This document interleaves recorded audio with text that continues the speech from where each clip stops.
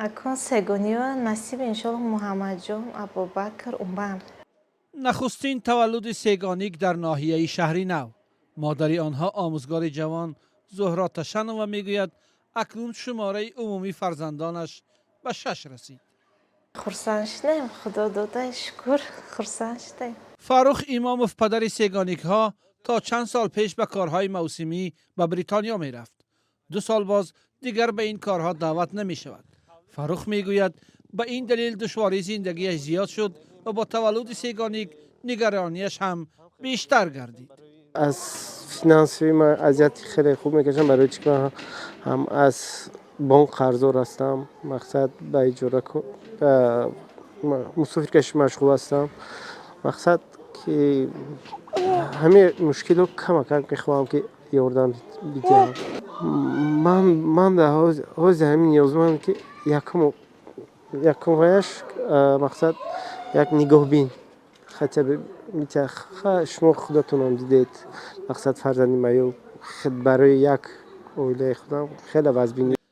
فرزند نخستین فرخ و زهرا 7 ساله و کم توان است.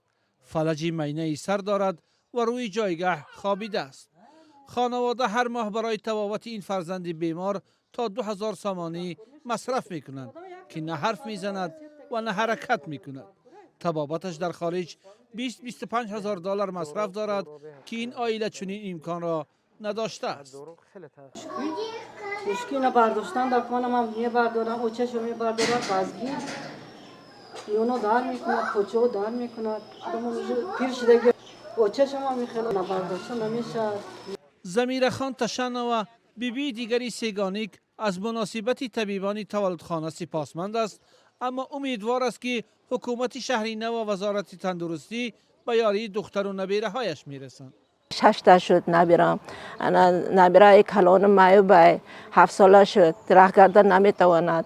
انا 6 تا نمیتواند. خوردن نمیتواند. من خودم نگاه میکنم. من شرایط دخترم وحش از بینه. خانهش نیست. کمک کنین، یاردم کنین. یک دم استراتیان یاردم کنن. من حکومتم یاردم کنن. چقدر نگاه میکنیم. خوردن در کار، زندگی در کار.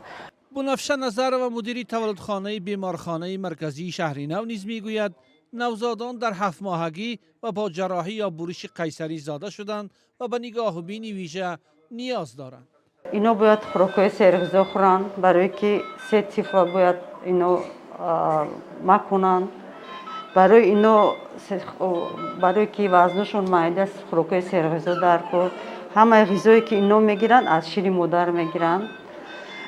خیلی یک فرزند نگاه کنیش دیگه یا 3 فرزند نگاه کنیش وزن‌تر میشه. برای همه جانبه طبیبان و خانوادهشون این طفل باید ما کلان کنیم برای که این دستاورد کلان همین ناحیه ما حساب میشه. با وجود بار اول زاده شدن سیگانیک در ناحیه شهری نو، به گفت این خانواده هنوز از حکومت ناحیه نه کسی به تبریکشان آمد و نه پیشنهاد یاری کرد. آماده یکم خیلی تبریک کردن از حکومت؟ نه حالی چی که آماده. تا کنون در تاجیکستان تولد دوگانیک، سه‌گانیک، چهارگانیک و پنجگانیک ثبت شده. در بعضی موارد مقامات به خانواده آنها منزل و جهاز دادند. مادر سه‌گانیک در شهری نو که آموزگار زبان روسی است، پس از تولد فرزندان خانه نشین شده است. پدر خانواده با 150,000 سامانی قرض بانک ماشین گرفته و مسافر کشانی میکند. فاروق اماموف میگوید در 20 کیلومتری مرکز شهری نو همراه برادرش که زن و 3 فرزند دارد در آشیانه سوم یک بلند منزل همراه زندگی میکنند. اکنون مجبورند به حوالی پدر و مادرشان کوچ بندند. این ماشین اجاره فاروق اماموف پدر سه‌گانیک که بار اول در ناحیه شهری نو تولد شدن هست. فاروق صرف نظر از این که در خانوادهش چنین حادثه فرح بخش رخ داده است و یک باره صاحب 3 فرزند پسر شده است، اما به خاطر آن که این ماشین را با پول قرض از بانک گرفته است مجبور است که آمده در چنین روز هم به مسافرکشی خود ادامه دهد.